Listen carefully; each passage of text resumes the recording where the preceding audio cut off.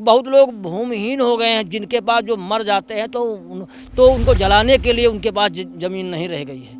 आप लड़की की शादी करने जाते हो तो वो मना कर देता है कि फला गांव के इनके पास जगह जमीन कुछ होगी नहीं, कुछ दे नहीं पाएंगे, तो शादी के सीधे सीधे मना कर दो। सब कट गई, एक बिस्वा नहीं बची, एक बिस्वा जो बची हो। सब धान बह गया है, लैया चना यह सब मिल जाता है, राशन वासन थोड़ा बारा, बस ये सहायता हुई के काम खत्म। जमीन का कर्जा भी नहीं माफ होता है यहाँ पर। कोई धंधा नहीं है, कोई कुछ नहीं, बस वही है, नंगा नहाए क्या निचोड़े क्या, बस वही स्थिति हो गई है। बाढ़ का मतलब सिर्फ नदियों का उफनाना भर नहीं होता, पानी उफनाता है और धीरे धीरे शांत हो जाता है, लेकिन वो जो पानी है जो जख्म दे के जाता है वो उस इलाके के लोगों को कई बार वर्षों लग जाते हैं उसको भरने में, और कई बार तो उनकी पूरी पूरी ज़िंदगी ऐसे ही चली जाती है।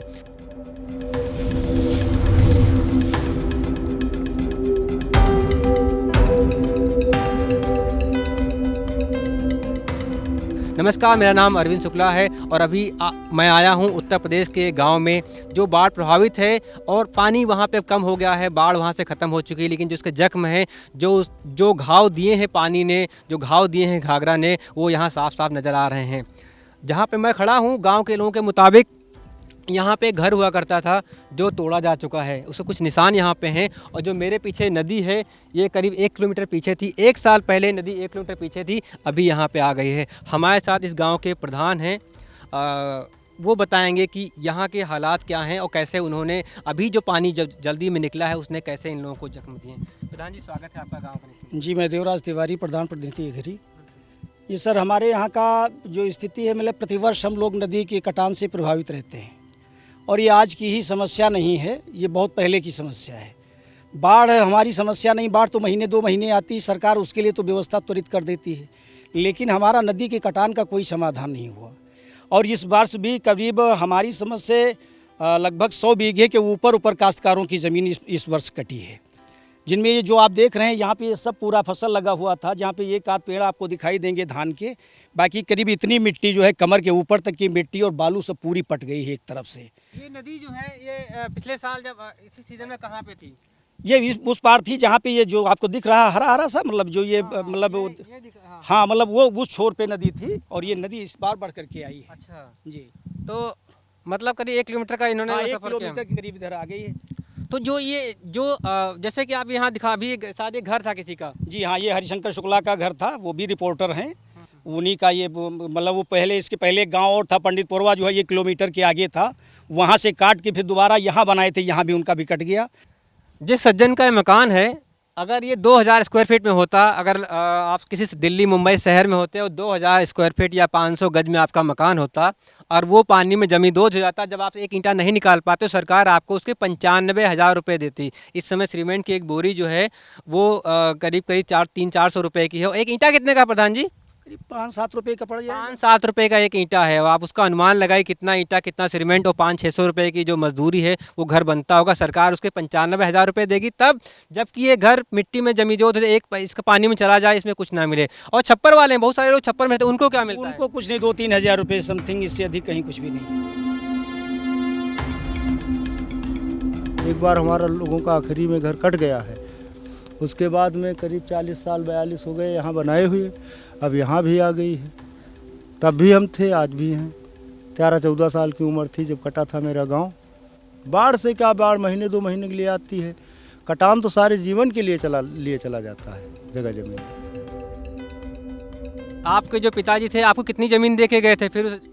17 बीघा साहब रहा है, सब कट गई, एक बिस्वा नहीं बची, एक बिस्वा जो बची हो।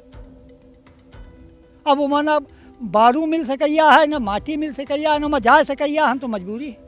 जो आपकी 17 बीघे ज़मीन कटी है 2 भाइयों के नाम पे, तो आपके पास कुछ बैंक का कर्ज था, कुछ लोन लिया था आपने? हाँ, लोन 40,000 रुपये कहीं लेने रहा। तो अब कैसे वो अदा करोगे, उसको क्या करोगे? सब जमीनें ने सब कहाँ से अदा करा, बंद करें चले, कौन उपाय है? कोई तरह से मंजूरी धतूरी से काम कर पे, फिर कैसे का हुई।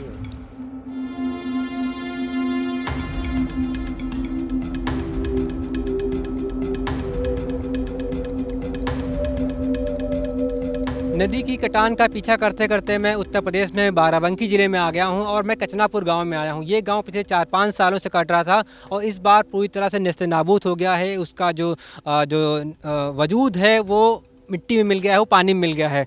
इस गांव के लोग अब कई सारे जगहों पे बढ़ चुके हैं, कुछ लोग छोड़ चुके हैं ज़मीनें, कुछ जिनकी ज़मीनें चली गई, कुछ लोग ये इलाका छोड़ चुके हैं, कुछ लोग दूसरे ज़िलों में चले गए हैं, कुछ लोग शहर चले गए हैं, और कुछ लोग जो थे, जो 10-15-20 घर थे, वो इस बार कटे हैं। जो उनसे मैं आपको मिलवाता हूँ और उनका दर्द आपको दिखाता हूँ।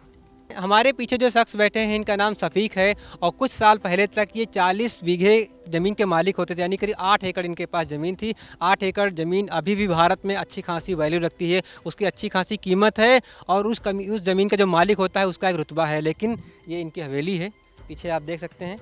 अब ये इनके पास ये बचा है, सारी ज़मीन इनकी कट चुकी है, इसी बार पिछले कुछ वर्षों में मिल गई है। और मैं शफीक से आपको मिलवाता हूँ कि अब उनके पास क्या बचा है और कैसे वो जीवन जी रहे हैं। जो फसल लगी थी वो सब बराबर होगी, बालू पाड़ दिया, जो बची थी वो काट ही लिया। बच्चा क्या, रोड पे रहता हूँ हम लोग, अब क्या इधर उधर कमाना होगा तब खाना है, नहीं कमाता हो तो बैठा हो। ज़मीन जो थी आपकी कहाँ पे थी और कैसे कब कटनी शुरू हुई, कैसे कटी? अरे कटी का पानी बहाव में कटी है ना, पानी नदी इसके उस पार है नदी के।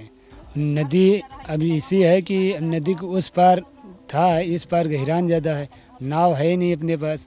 नाव जो मिली सरकारी आई तो ये एक ही नाव है। लोग घर कितने, 200 आदमी। परिवार में कौन कौन है, कैसे जीते हो फिर?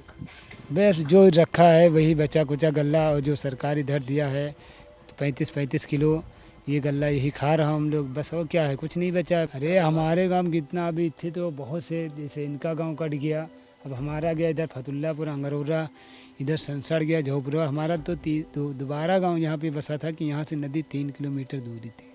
आपका जो गांव था जी, वो कब से कटना शुरू हुआ था? ये हो गया 4-5 साल से कट रहा है। और इस बार? इस बार तो एकदम साफ हो गया, एकदम साफ हो गया। अब गांव का नामो निशान मिट गया, एकदम नामो निशान मिट गए। आप देख रहे हो थोड़ा ये पुलिया जो बनी हुई है ये, और ये इधर सब नदी है, इधर सब पूरा कट गया, एकदम साफ हो गया।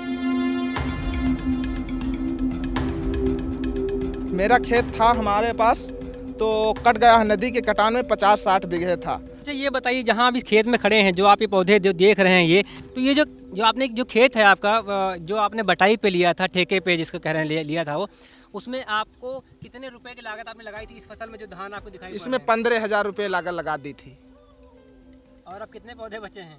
अब इसमें 5-6 पौधे बचे हैं। देखिए, हम लोगों के जीवन पे बहुत बड़ा असर पड़ा। जब ज़मीन कट गई, चूँकि हमारे गांव की ये जो ज़मीन थी बहुत ही उपजाऊ ज़मीन थी, और सबसे बड़ी बात थी कि गांजरी इलाके में होते हुए भी इसमें बाढ़ का कोई प्रकोप नहीं होता था। चारों तरफ बाढ़ बढ़ जाती थी, इसमें नहीं होता था। तो सिर्फ मेरे गांव का ही नहीं, बाकी अगल बगल के कई गाँव के किसान आते थे, यहाँ से चारा का इंतजाम करते थे। तो मेरे गाँव से पूरी तरह से दूध का काम बंद हो गया। जिन ऐसे लोग थे जिनके पास छोटी जोतें थीं, थोड़ा अनाज पैदा कर लिया, रोज़ के खर्चे के लिए दूध उनका हो जाता था, इसी के सारे उनके जानवर चलते थे, वो पूरा सिस्टम ध्वस्त हो गया उनका। आज ये था, मैं आपको एक बड़ी दर्दनाक कहानी बताता हूँ कि एक हमारे किसान हैं, साथी हैं, तो जब उनके बेटी पैदा हुई थी तो उन्होंने सेमल के पेड़ लगाए थे, इस उम्मीद से कि जब 18-20 साल की मेरी लड़की हो जाएगी तो हमारे पेड़ भी तैयार हो जाएंगे और शादी करने में हमें आसानी होगी। लेकिन लड़की तो उनकी तैयार हो गई, 20 साल की हो गई, लेकिन ना आज उनके पास खेत है ना वो पेड़ बचे हैं। तो इस तरह की बहुत सारी दर्दनाक कहानियाँ ऐसी हैं। अब उनके पास कोई आधार नहीं, क्या करें। अच्छा, 1 बीघा जब जमीन कटती है कर्ज के इलाज, एक किसी की 1 बीघा है, 1 एकड़ जमीन कटती है, कितना मुआवजा मिलता है उसको? नहीं, कुछ नहीं मिलता है मुआवजा, यहाँ तक आज कुछ मिला ही नहीं, कुछ नहीं मिला है। कहीं मुआवजा आता है तो फसल के रूप में 70 रुपया बीघा, 75 रुपया बीघा, 100 रुपये बीघा से ऊपर कहीं आज तक हम लोगों को दिया ही नहीं गया, ना हमने सुना है। ये ज़मीन जो कट गई है इस समय, तो इस ज़मीन पे जो है 60,000 रुपये कर्जा लिया गया था। तो इस बार कर्ज माफ़ी की योजना आई तो उसमें 60,000 रुपये हमारा जो है वो उन्होंने बताया कि आपका माफ़ भी हो गया है 1 लाख रुपए तक, और फिर भी आपका 1 लाख रुपए बच गया है कर्ज में।